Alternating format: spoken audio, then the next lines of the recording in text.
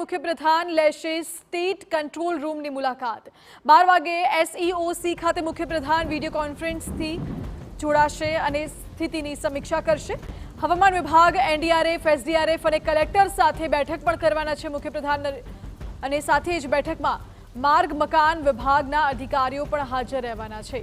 આ ઉપરાંત બેઠકમાં રાજ્યના ચીફ સેક્રેટરી, મહેસૂલ વિભાગના અધિક મુખ્ય સચિવ MK દાસ અને રાહત કમિશનર પણ હાજર રહેશે।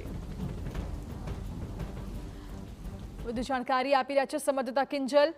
જે કિંજલ, મુખ્યપ્રધાન અધિકારીઓ સાથે બેઠક યોજવાના છે, કઈ મુદ્દે ચર્ચા થઈ શકે છે?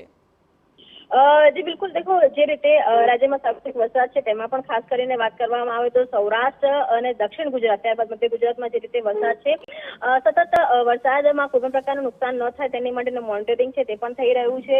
તેની સાથે જો વાત કરવામાં આવે તો NDRF અને SDRF ની જે ટીમ છે તે પણ અનેક વિસ્તારોમાં સ્ટેન્ડ બાય છે તે કરવામાં આવી છે। ગઈકાલે એર લિફ્ટિંગ પણ કરાઈ અને રેસ્ક્યુ હતું એ બે અલગ અલગ જગ્યાથી કરવામાં આવ્યું હતું।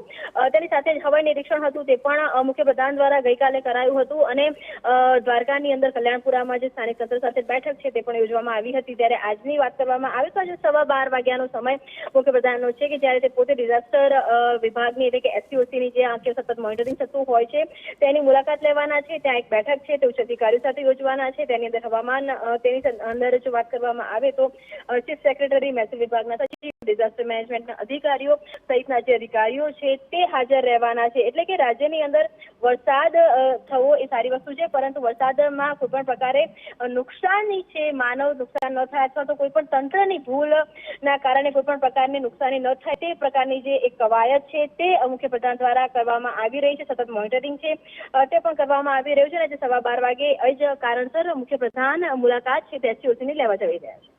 જી કિંજલ, બિલકુલ આભાર આપનો। રાજ્યમાં વરસાદ થાય એ સારી વાત છે, પરંતુ કેટલાક વિસ્તારોમાં અતિ ભારે વરસાદના કારણે જે નુકસાની વેઠવાનો વારો લોકોને આવ્યો છે, લોકોને કોઈ પ્રકારની હાલાકી ના પડે, તમામ બાબતોને લઈને મુખ્યપ્રધાન મુલાકાત લેશે સ્ટેટ કંટ્રોલ રૂમની।